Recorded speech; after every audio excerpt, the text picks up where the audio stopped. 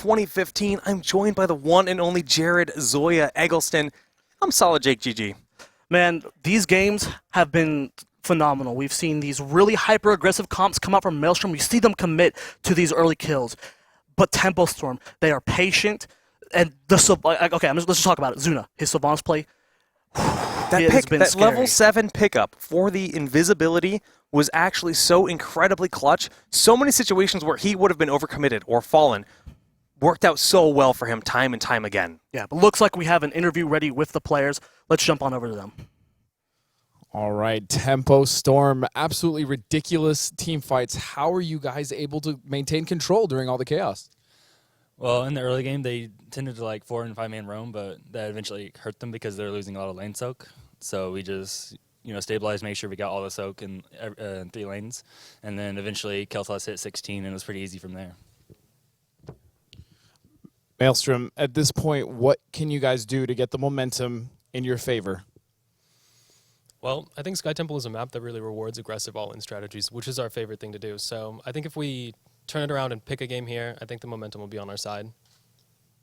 All right, thanks, guys. Let's go ahead and go to Game 3 with Solid Jake and Zoya. Zoya, we talked about the power of Kelthos at level 16. That's exactly what Arth1 said. We hit level 16 and Kelthos did the rest. It's an insane talent tier. To just go over what it does, your Flame Strike, your Q ability, which is very short cooldown, whenever you use it, it applies your Living Bomb, your W spell, to that target. So it's just an insane amount of burst damage, and it's an AoE. So if you hit 3 people with your Flame Strike at that level, that's 3 people with an additional Living Bomb on them. And with the additional range at level 13, you can poke from a safe distance and do so much damage. And the crazy talent, or the trait that Kelthos has, is his Verdant Spheres, where he actually empowers it, makes it even more powerful. He can use that every 6 seconds on any of his basic abilities, and that's what we saw time and time again, and that just poke was so very powerful. But I gotta give a lot of credit to pretty much everyone in that game. So many high-level plays by King Caffeine on Muradin. We saw big Emerald wins, saving lives from Dunk Train, the Polymorph, securing those early game kills. Very high-level play. If you're a newer player to the game and you and your friends, you think you lack in the early game in your aggression, watch Maelstrom. They have one of the most clean early game aggressions you can have out there. Now, we did see that Arth1 pointed out that the experience loss was real. You have to keep in mind of that soak as well. There were kills, but the experience was even the whole time. But their aggression is very powerful. You have the Brightwing teleports coming in at the right times. They're very communicative with that, and it makes them such a scary team to fight in the early game. There they are on screen. They're down 0-2 right now, Jake. That's not a hard. In a best of 5, that is one of the hardest things to do, is to come back 3-0 right now. Zoya, I have to give the biggest shout out to WCA for putting on this event, because sitting here in the same venue as these 10 awesome players, it's such an awesome experience. We haven't had this opportunity at this point in time for Heroes of the Storm. The game goes public tomorrow for that launch, but sitting here early with the best teams in the world. I'm going to say that right now, the best teams in the world. I can't agree more, man. Like, these guys have been playing since day 1 of the alpha. These guys have shown their dedication. They have been playing in these tournaments for $50 for a year now. And that's nothing, right? They're playing for scraps, essentially. They might be able to buy a Hot Pocket at the end of the day with money they've been making, but $15,000. Yeah, $10,000 to first place, $5,000 second place. And it's not just that, Jake. First place, guys, gets guaranteed trip. They qualify for the final event, WCA in China at the end of the year. Second place gets flown out to PAX Prime, where they can compete in the second qualifier for North America. Yeah, and there's going to be a whole open league. We actually have open signups. You can actually go to WCAamerica.com. I think it's WCA_America.com. Maybe it's _America. We'll get the right URL for you at some point in time. I know Cia Steve's going to be sitting there in chat like, no, Jake, it's this one. Link it for you. Best admin NA. But we are getting the game number 3 lobby just about ready to roll here in the map. Zoya, it's going to be Sky Temple. Sky Temple, like we talked about before, it has its own meta. It's its very own map. You do not do the same thing as you would on the smaller maps or the bigger maps. It's a very different map. And like Dunk Train said, this is a very good map for these super aggressive comps, because this is the most snowballing map. Once you get a lead, it is very hard to come back. And Maelstrom has technically had a lead in both these games so far. If they can do that again in this game, they should be able to snowball the rest of the map into their favor. Yeah, I mean, in Sky Temple, there's so much emphasis on actually being in the lane. Now, Promote's still a very powerful talent. Split pushing is nice, but the emphasis is winning the fights at the temples. Team fighting capability, very big here, and sometimes we actually even see slightly different heroes. Malfurion gets a little bit more priority on this map because there's all these guaranteed entry points to many of the temples. So by having the route to lock out maybe potential escapes, trying to get in there can be pretty big, but still, it doesn't mean that Brightwing and Uther aren't the cream of the crop. Yeah, the supports, those two specifically with that cleanse, they are highly sought after. This map is a really good map for multiple heroes. We might see Vikings here again. We might see Sylvanas. I'd actually be shocked if Sylvanas got through this draft after those first two games. If they let Sylvanas through again, the play has been on point in multiple ways. I mean, we're talking about Sylvanas securing the kills with, especially in Game 1, Wailing Arrow was just that key element, but it's Game 2, they eliminated Illidan 2 or 3 times before he did anything at all credited to the Wailing Arrow silence. Yeah, that silence you can do so much damage, and you get the follow-up stuns, you get the follow-up roots. You cannot get away from that, but we are getting ready for that draft, guys. It is about to get down, and here we go. We do see that first pick is over on Cloud9 Maelstrom. Okay, all right, so yeah, you can see that. That's why they have that bronzy, goldeny, maybe brownie frame for the I think that's a good way to describe it, the bronzy, goldeny, brownie frame, yeah. That one. That one. But they have to ban out a hero first. In the current iteration of heroes, it's all about getting the first pick and the first ban because there is so much emphasis in the draft on having that first pick. Actually, there's some statistic that came out in the past, I believe Dreadnought mentioned, in the past 2 series you guys have played against Maelstrom, the team that had first pick won every game. Yeah, today, that's different. Those the curse rules is broke. The curse is broken. Now, I'm curious to see how this will go. If Maelstrom lets Sylvanas through, I'm expecting a Brightwing ban from Tempo Storm. Because we've seen in the past... Okay, so they're going to let Sylvanas through. So we'll have to see how Tempo Storm wants to react. Are they willing to give Sylvanas through to Maelstrom? No, if you ban the Brightwing, okay, so there's the Tempo Storm's like, you know what? Surprise. Take away the threat. You know, we've proven how good she is. She's gone. And removing Vikings also, I mean, we haven't seen Vikings yet this series. They've been out multiple times just because of their presence, right? This is a map where you want to send most of your team to the temple to fight over it. But if you can leave one of the 3 Vikings in the bottom lane while you're fighting over a temple in the top of the map, you're going to push so far ahead in terms of experience, and Maelstrom realizes that threat and they don't want to deal with it. Yeah, they take it out. Vikings really good on this map. Haven't seen Vikings played yet today to see if that happens. And there's the first pick, Muradin. We talked about it before, man. We saw it last game. Caffeine's Muradin, man. It is god tier. You can't touch it. You just can't. So yeah, I think it's fight time, as that's my worst Brightwing voice that I promise I'll never do again. She will very likely be picked up here. You're face palming actually in person, and I'm proud of you for that. But Brightwing, a massive pick with promote, the global presence. We know Dunk Train really likes to play that hero, but at the same time, Tempo, they could go for Uther as well. I'm expecting hyper aggression out here from Tempo Storm. I'm expecting Jaina, Uther, and Kerrigan. Two of those three heroes will be picked. Denying the hyper aggression from Maelstrom and going hyper aggression on this map yourself is going to be a really strong get up. With Uther, he works very well with basically any hyper carry in the game. Divine Shield's super powerful. And then with the Kerrigan and Jaina, you get full... there's just so much tempo with those heroes. Well, they are in fact Tempo Storm, and I guess they do want to have that tempo in these games, but Jaina will be that first pick. Do they go the double Mage Dream? Jaina or Kilthos, that's a potential here. That is a very... The power is there, and I have a rule of thumb. If they're on the same team, you win. That is a very good rule of thumb because they are very powerful together. Will we see the Kilthos here? Are they willing to let Uther Kerrigan through? We saw on the Spiders Queen game, iDream's Kerrigan, very, very powerful. That's true. Mixed in with that, it's just so hard to get away from that. So were they willing to let the Kerrigan through? And there's a lot of synergy too, because if you think about the two, Jaina has, okay, so we do have the double mage, but when we speak about Kerrigan, Kerrigan has Primal Grasp with Impale. Now, Primal Grasp pulls targets in. Impale is an extra stun that you follow up with. Actually, you set it in place first. But Jaina will then hit you with the Cone of Cold in the Blizzard, and the damage output on every target that's in that clump is actually kind of disgusting. Yeah, it's so much. And Jaina has the early game. She can clear waves. She can apply early game pressure to get those ganks. Kael'thas, like again, is a late game hero, so having something early game to scale that up is powerful. Let's think about Maelstrom's picks here. You have Uther here, probably the most sought after support right now.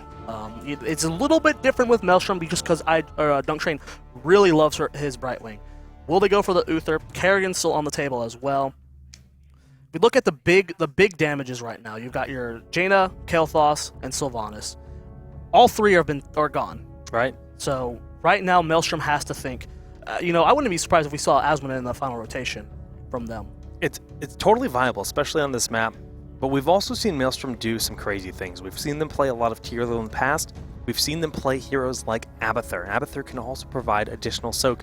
And we saw a fair amount of potential out of Illidan in the last game, but what really shut it down was Sylvanas. She is not available in this draft.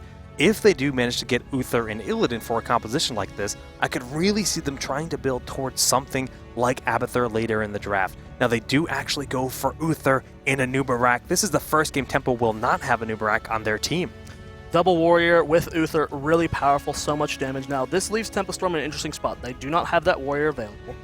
We saw Maelstrom bust out a Warrior last comp. I don't know if Tempo Storm is going to do that on this map.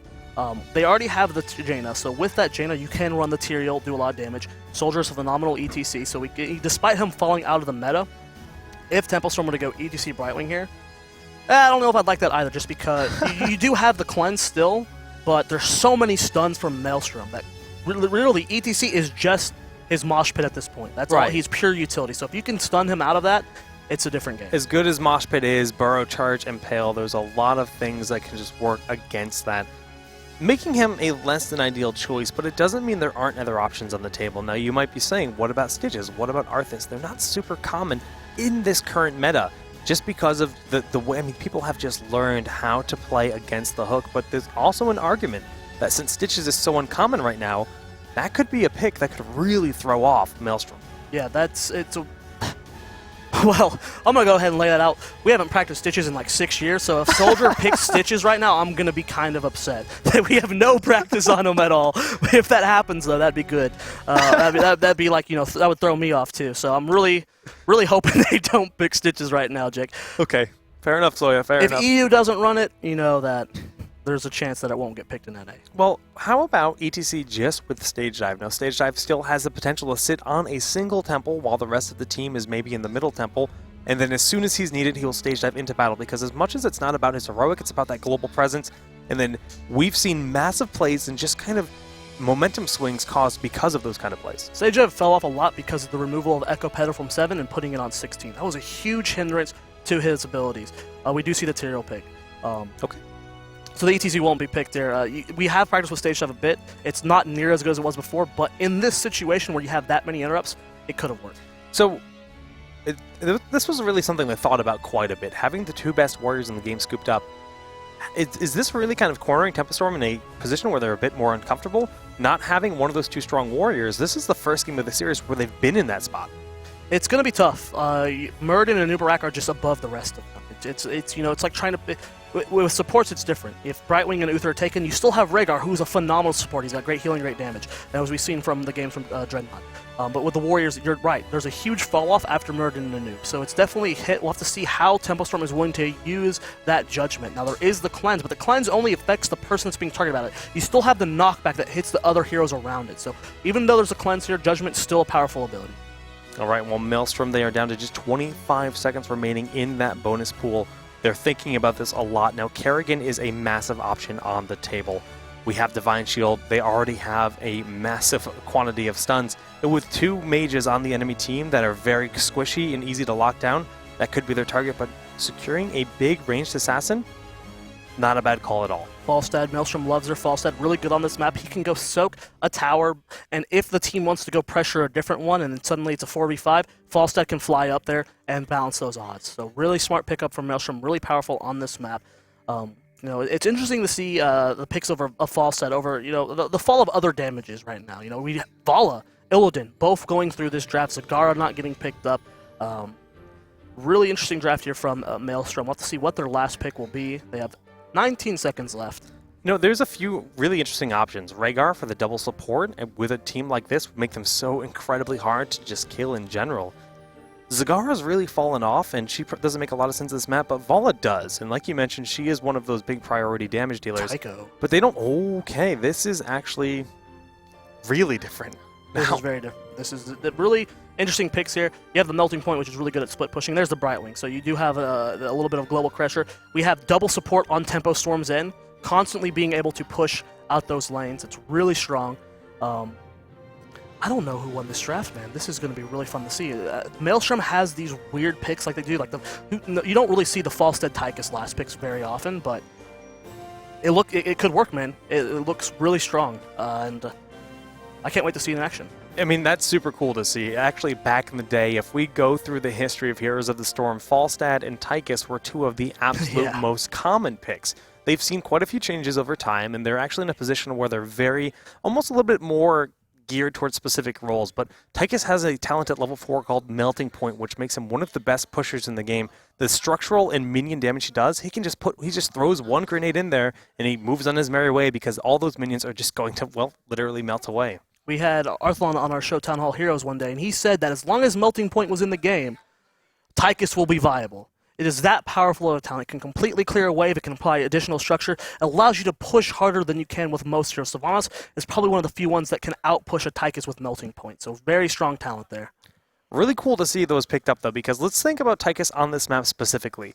Laser Drill is a heroic that you have to put down, and the argument that it was not so much popular or good was the fact that it can be run away from. Right. On a map where you're fighting over a temple in a very specific point on the map, you can't run away from it. So Laser Drill on this map, and even the Odin, the other heroic, can both be very powerful, and I can't wait to see Maelstrom busted out because we have not seen a lot of Tychus lately. Yeah, Tychus has fallen off quite a bit lately. It's just because of the rise of better warriors. Kael'thas, Jaina being out of the game. There's so many good assassins in the game right now, but we are into the game right now. Jake, take it away. All right, guys. Well, game number 3, it's currently 2-0 in favor of Tempo Storm, and Maelstrom, they want to bring it back, but they are going to be facing Tempo on the blue side.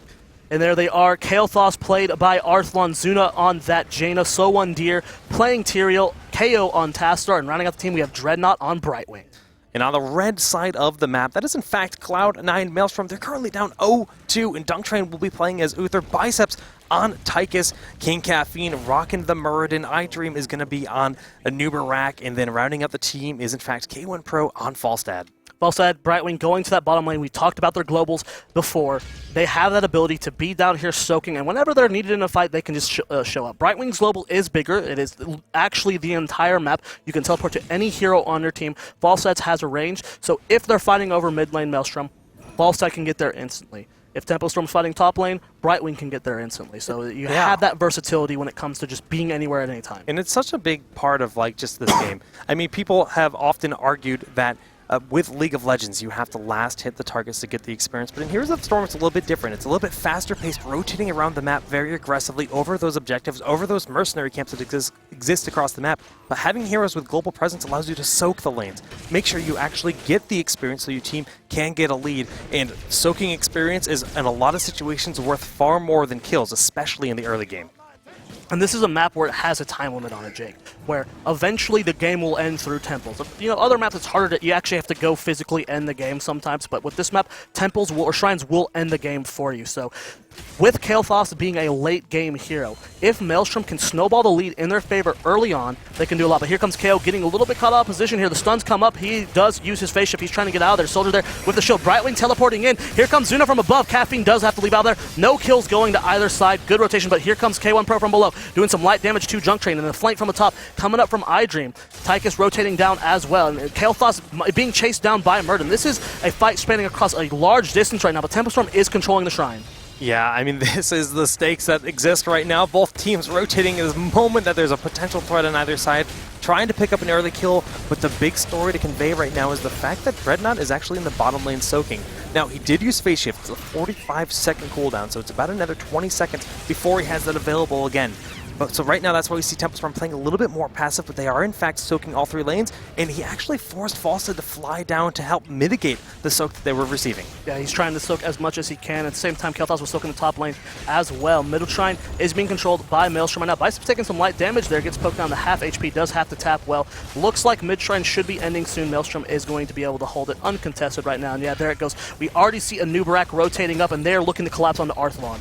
Yeah, 3 in the front. That double warrior is a big threat. We see the damage being done onto Zuna, but the peel is there for Soldier in his face, just body blocking the best he can. And nicely placed Blizzard and the Flame Strike, but not quite enough. Zuna is getting hit by the stuns, and it's going to be very close, but he will back out. Zuna does end up living there. Brightwing holding it the lane as long as she could. Now, I was looking at the minimap. Falstad tried to go up to bait Brightwing into teleporting, did not actually end up flying. So really good patience from both players there, not reading that bait. Still 0 kills kills to 0, but because so much of the shrines were controlled by Maelstrom, they have that extra structure damage and have that lead. Yeah, we see they removed 1 tower here in the top lane, but 2 have been removed on the side of Maelstrom for the top lane, but the middle lane is what we have to talk about, and the Flame Strike will be enough to pick up the 1 kill on Muradin. First blood going to the side of Tempo Storm. Really well done there. Good synergy between Arthlon and Zuno to help secure that kill. KO doing a good job of pushing. He has that promote now. If we do look at the talents real quick, double promote on the end of Tempo Storm. So Brightwing and Tass are able to push mid and bottom lane very, very strong. We do see that gathering power on Kael'thas. So every kill Tempo Storm gets is just making Kael'thas more of a powerhouse later on. It's so powerful, but he will in fact lose that power if he does end up dying. So making sure that he stays safe, stays alive as long as possible, he will continue to get stronger. And there's a collapse on him in the top lane right now. He is being dove on, but the Brightwing does teleport up there to save him. Just the Muradin and the Uther are enough to kill a Kael'thas, but with the Dreadnought being able to teleport up. And look at that rotation from KO. The moment Dreadnought called he was going top, KO rotated bottom lane to get that soak. Then we just can't emphasize enough how important soaking your lanes is. Roaming around the map to pick up kills is good and great, but making sure you soak up every single minion is very crucial in Heroes of the Storm. And Biceps coming down here to force KO back, just trying to apply a bit of aggression, and we can see those promotes again being a big annoyance. Biceps doing the best he can here. He does have that melting point, has that first aid, so he's a bit harder of a kill to take down with that first aid. Giants have been taken there by Tempo Storm. It's going to help push out that bottom lane, and with KO here to help promote the lane, this could become a very scary push very quickly. You have the bot melting point to counteract that, but will it be enough? We'll find out, but they've got the Giants, like you mentioned. The melting point, you can see the minions get fallen very quickly, but the promotes are helping mitigate that. The minions don't actually die right away. They throw that down. They soak up a lot of shots. These towers are both out of ammunition, and these Giants are going to get their worth weight in gold, but these top Giants on the right side of Cloud9 Maelstrom are being contested by Tempo Storm, pushing early into their jungle. Yeah, really good contention here. At the same time, Anubarak is doing the Knights, and they do not cap the Knights in the top lane. He ends up backing off of it and leashing it, so the engagement looks like it will be on the Giants down there. They're standing on top of it. They do get the point here. Here comes iDream from above. Will they get the knockup? They do, but they will be able to retreat out of that. So Giants going to the Tempo Storm. Falstead's still sitting in the top lane, getting that soak.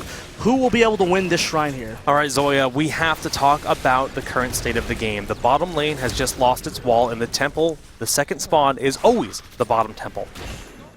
Tempo Storm has a slight advantage going into 10. If they can bully Maelstrom back, hit 10, and control this temple, they're going to be in a great spot. But right now, Kael'thas is all the way at the top of the map. He's soaking as much experience as he can. Now you see as the wave is clear, Jake, he is headed down to that bottom lane and he's going to help. Jaina's pushing mid as well. They're just doing the best they can to secure themselves level 10. Here they come. Dunk Train does see Zuna coming up from above. Will they be able to intercept them? The stun goes down. Caffeine's coming up from above. Zuna's in a really awkward spot. Does get stunned. He's at half HP. Brightwing is coming up for the heals though. They are so close to level 10. They are controlling that shrine. All it takes is one more fort dying. Maybe a wave. That experience is very crucial. And there is level 10. They're going to force their fight. But look at Maelstrom. They immediately are pushing top and pushing mid lane. They know they can't fight right now. Yeah, but Tempo Storm realizes that is likely the case, so they're pushing in onto this fort, trying to save the ammunition from this bottom temple, because once this is completely wiped out in terms of this tower, the middle lane will become its point, and we'll see that the siege will resume there in just a moment. Shock and Odd being, Hinterland Blast being taken by Falstead. There is the laser drill like you were talking about. We have the Locust Swarm on the Anubarak. Muradin getting Avatar and Divine Shield from Uther. Very standard picks here. We'll have to see if they can use the synergy between the shrines being contested and that laser drill to help them win fights. Like you said, you can easily run away from it on most maps. Not on this one. You have to fight over those points. Zuna just throwing that combo down directly in the center of these bruisers to help pick them up very quickly. We know the bruisers were started on the right side, but they will heal up if they are leashed when you walk away from them. This is going to be the first bruiser camp picked up in this game, and really it's just the mage that is down on the side of Maelstroms. K1 Pro might get collapsed on here. They do have the judgment. If he can get that off, they might be able to blow up K1 Pro before he can get out of there, but he is playing very safe and smart. Dunk Train and Biceps rotate up for that very reason. No one is soaking mid for them right now. And It looks like they might be fighting a fight in the top lane, as all 5 members of Tempo Storm are rotating up. They're rotating up. Brightwing does have the global presence, and that's something that Muradin does not have. Tempo Storm realizes this is a potential advantage that they can abuse, and they're looking to do that. Falstad, that's their global presence, and he's already here in the fight, and they're just using that range on their ranged assassins to just do as much damage to that top fort, which is already at about 60% HP. Yeah, and with the melting point, you see the promoted minions still doing their damage there, and Brightwing the whole time pushing out that bottom lane, trying to get as much damage on that keep wall as possible.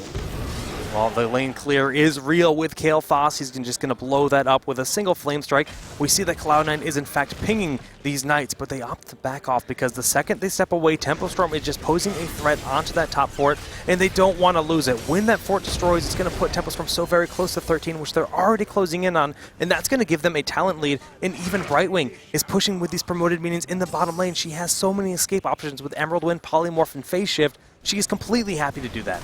Oh, Tempo Storm needs to be very careful here. They are very close to 13 tier. They do not want to fight before that. Caffeine, man, he knows the bushes to hide in for a pick. He is very meticulous about that. He knows at any moment where someone can walk by, if he gets his stuns off, his team will be there to follow up. So really good position there from him. But the Shrines doing damage to that middle lane. Top lane, Nubrak is holding that.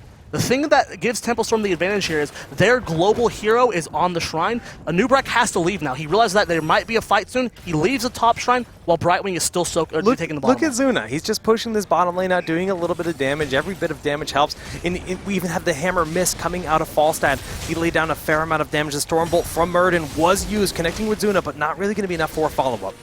Maelstrom just can't, they're having trouble finding the engage they want here. And look at that, Brightwing gets the entire bottom Shrine with top Shrine being healthy. That's all 3 forts, but the engagement looks like it might be happening here. Tyrael looking for that judgment target.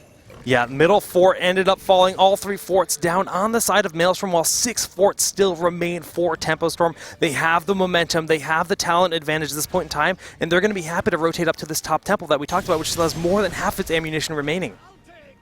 Well, we did just see Tyrael Soldier ult a minion, so Judgment is down for 70 seconds. I don't know why that happened. I don't know why that happened either, but Tempo Storm still able to hold that top Shrine. Brightwing's at the bottom, and here comes the collapse from Maelstrom. All 5 members are heading up. The ammo on the Shrine is less than half HP right now. Are they willing to fight without Judgment? The big deal is that Cloud9 doesn't necessarily know it's on cooldown. They didn't actually see that happen, and there's no way for them to check. We see the gravity lift is being used, but Tempo is backing up. They need to play safe here. Brightwing does have the phase shift available if necessary, but backing up to their fort, we see the water elemental come down. This means they do want to fight, and the Phoenix comes out. Where's Brightwing going to come in? There she is. Caffeine leaps out. He is so low, though, and Zuna gets to the half HP. He has to back up. Looks like both teams are just going to disengage. Taking a look at the match pressure, though, Jake, look at that bottom keep. It is being pushed in by minions right now that Brightwing was helping do, and the wall is almost down. And 16 tier, 1 level away for Tempo Storm. They are winning this control of the map. Is top fort even down for Tempo? No, they still have all of their structures.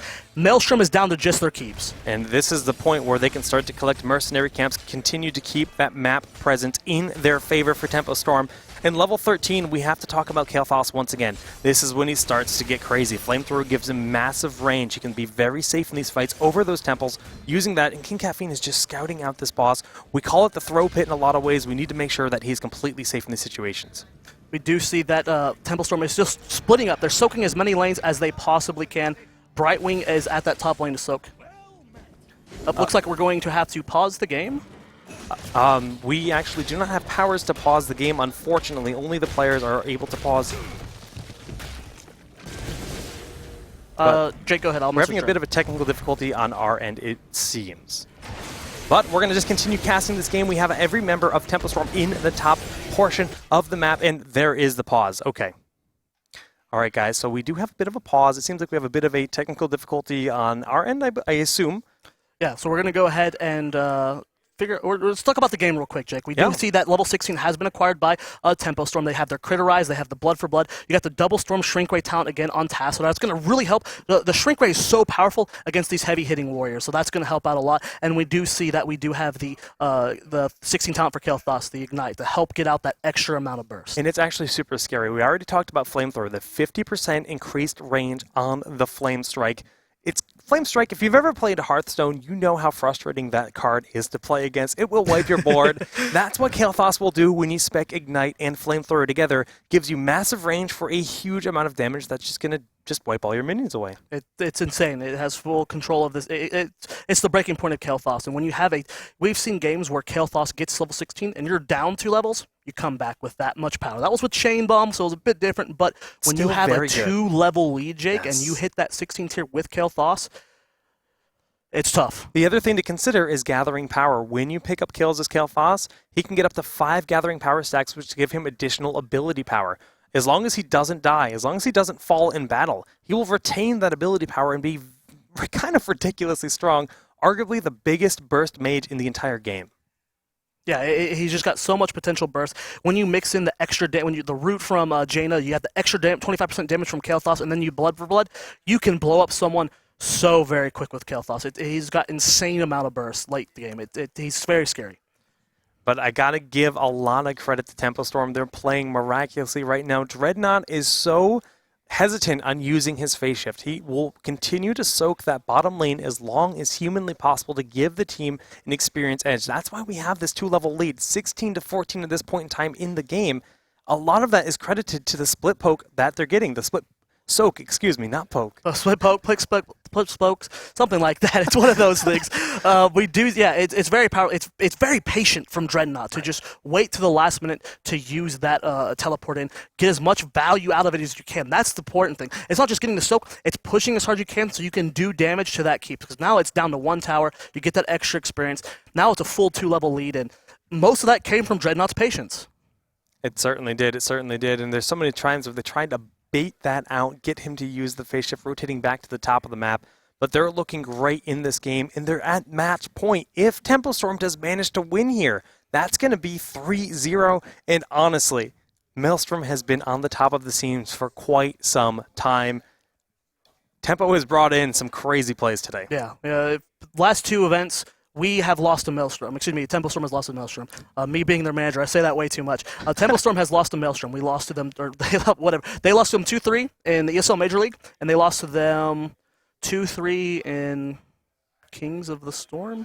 Kings, multiple events actually. And yeah, I know the last 2 times we've met them, it's been a 2-3 loss in their favor. Even in, I mean, we're talking about ESL playoffs last season in ESL. The rivalry has been going for quite some time.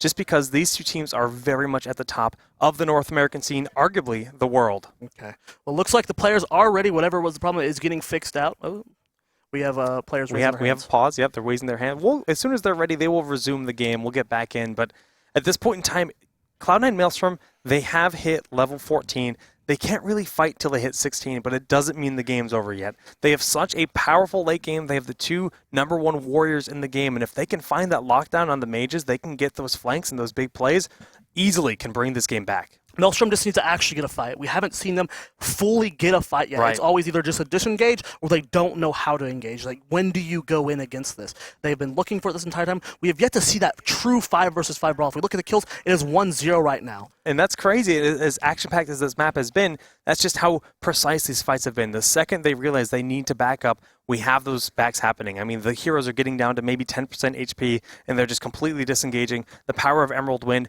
the power of things like Burrow Charge and Dwarf Toss for those melee assassins, or those melee warriors that Cloud9 has to get out of the fights is there, but it looks like the game is back up and running, so we're going to hop right back on in. Yep, game has begun here, and it is, again, 16-14 right now, 2-level lead of Tempo Storm.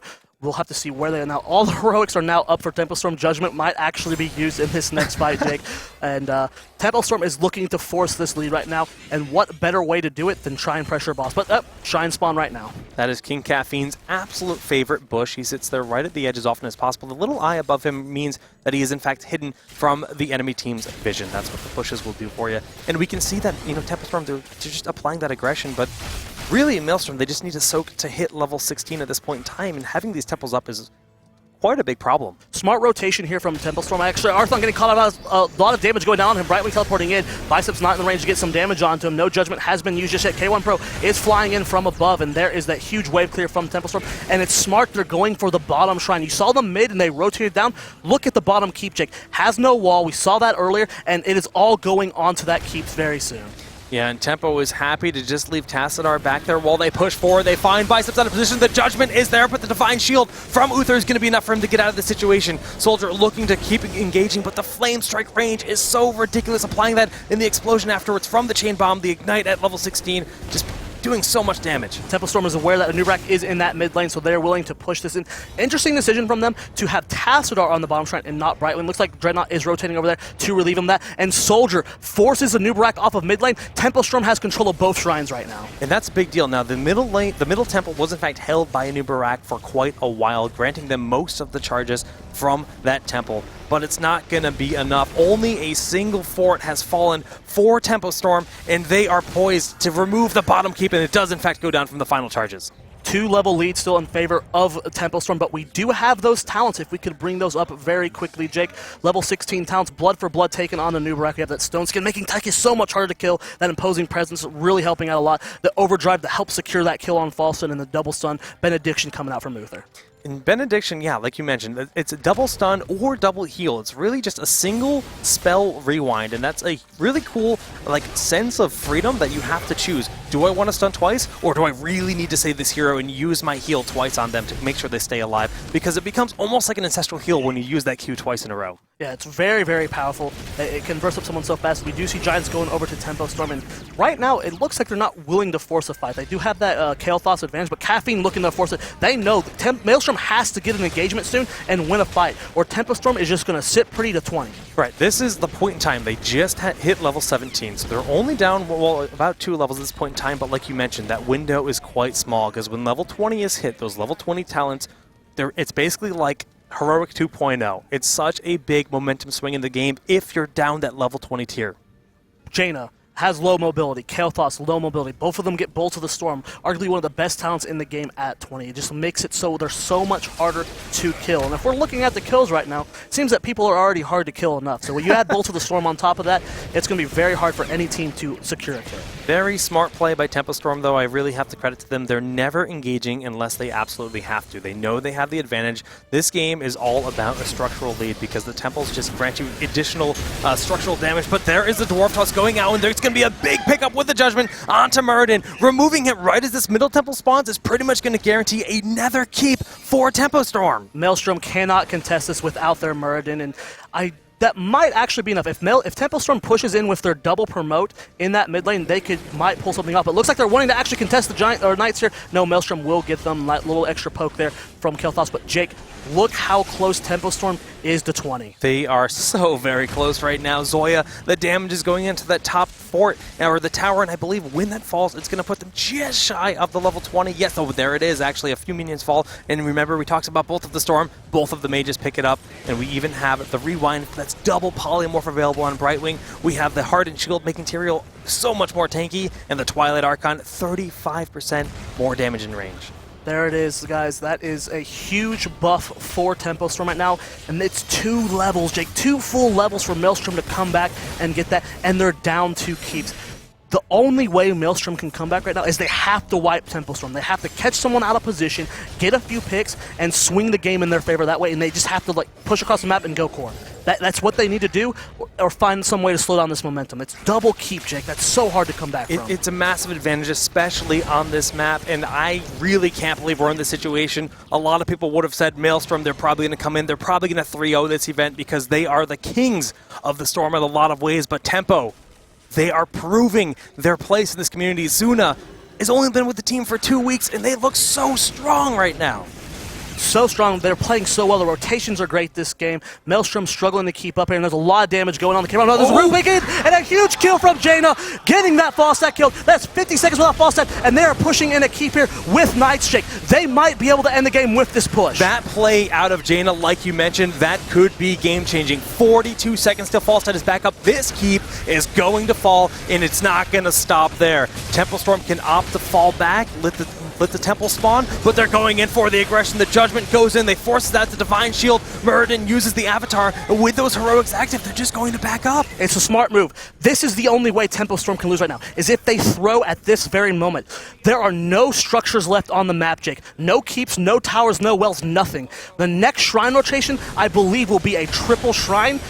2 shrines will kill the core alone. No minions at all. 2 shrines will do that. So Tempo Storm is being very smart about this. Not even going to risk throwing on the boss. There's no They're point. waiting for the shrines. It's actually just going to be 2 temples that spawn. But with these giants in the bottom lane, it's going to force the response very quickly out of Cloud9, because Cloud9 not only has to remove those giant camps that are pushing, but they have to make sure they keep those catapults from getting too far in. We can see all 3 lanes are pushed in favor of Tempo, and there's just taking this middle shrine. Brightwing going to the top one. If they hold these, the core will fall very quickly. This is do or die for Maelstrom here. They have to make something happen. Brightwing sitting on the top shrine. That looks like that's where Maelstrom's wanting to go. Will Temple Storm hold the shrines, or will they go threaten core? All it takes is one rotation, and Nubrak going in on that Brightwing there. He does back off immediately, and we have the mid shrine here being fought for so hard. There goes King Caffeine getting caught in position. He leaps away. Does get caught by Jaina. The room goes out. A beautiful cleanse. Divine Storm from Dunk Train, though, so Caffeine is going to be just fine, but Tempo Storm still controls the shrine in the middle. Jake, the core is now taking damage as the shield does fall 97%. Maelstrom has to commit to this fight right now. They do not have their heroic from Dunk Train. They are committing. There's the silence. He gets rooted. He gets blown up immediately. That is the death of Uther. Idrape is in the background. Look at the drill, though. It's doing so much damage at level 20. At the same time, Caffeine is taking so much damage. He leaps on now there. Uther doing his best job to keep up everyone as he can. Zuna's getting low. They do end up killing a Nubarak. They are committing to this to chase the law. Soldiers in the back like doing as much damage. There's the Judgment on Murdered. He is going down as fast as he can. The Blizzard is going to be enough to help secure that kill. Will it be enough? The chase is happening. The storm happens. Caffeine has Living Bomb on him. He's taking so much damage. At the same time, there's Giants on the core in the bottom. 70%. They are going for the core, the shield, the storms. It's doing so much damage. The shrines have been taken. That's 3 members down from Maelstrom. They cannot come back from this shake. Tempo Storm has 3-0'd Maelstrom. Congratulations to Tempo Storm with an incredibly convincing final game here at the WCA America Finals. A well-earned, well-fought victory. I cannot believe this has happened. I don't have words, man. We were expecting it to be either a very close series or Maelstrom just stomp us. You know, this was you do not have a roster change and bounce back immediately. Zuna, though, showing that his LCS experience, his worldwide experience, he can fight in any position. And look how many plays he made that in these games, Jake. The Jaina combos, the bolting in, the Sylvana silences. So well played. Zuna, a perfect fit for Tempo Storm. Every opportunity was taken. There was no hesitation. If he saw a window, it was a kill. The kill was a momentum swing, and that granted them a victory. That is $10,000 in a trip to the finals in China, earned by Tempo Storm. $5,000 in a trip to PAX Prime for Cloud9 Maelstrom. Zoya, what a tournament. You couldn't. I don't know what to say, man. We weren't expecting this. Like it's the 2 best teams. You expect it to be like a 3-2 trade, something very close. It was a 3-0. All the games were reasonably close, but Tempo Storm able to swing it in their favor. They had the momentum from game 1, and they spun that out of control. I mean, just really, really well played at this point in time. I mean, I'm super excited. I don't even know what to say. 6 kills to 0 in favor of Tempo Storm in that game. It's actually a pretty low kill game, but the footsies was there. That's a term we use in the fighting community, where they're really just kind of dancing around each other, trying to find that exact moment. In the second a single member stepped out of line, we saw capitalization, whether it was Jaina going in with that water elemental, getting those very quick pickoffs on any hero. It was Muradin. It was Falstad. They were falling just from being 1 step out of line, and the plays were there. It was really well played from both teams, but Tempo Storm's going to take it. We have an interview with that team. Let's throw it on over to them. Tempo Storm, you guys were considered the underdog today. How will this momentum carry to the global finals in China for you? I think it will help us definitely take off in China and be a lot more confident in our playstyle overall. And we learned a lot in terms of what we need to prioritize in order to be a better team. And this tournament, I think, showed that. So it's going to carry us pretty far. Overall, how did you feel about the competition today in Cloud9's Maelstrom? Maelstrom's always good competition, no matter how much we play each other in the finals. It's always good. It goes to the best of 5 usually, to game 5. It's great to play against them, and they put up a really good game. Even though it was 3-0, it definitely was not as lopsided as it seems. All right, so once again, congratulations to Tempo Storm. They're going to be moving on to the global finals in China. That's going to wrap us up today for WCA 2015. Make sure you tune in tomorrow for Dota 2 and Hearthstone action. Thank you so much, guys.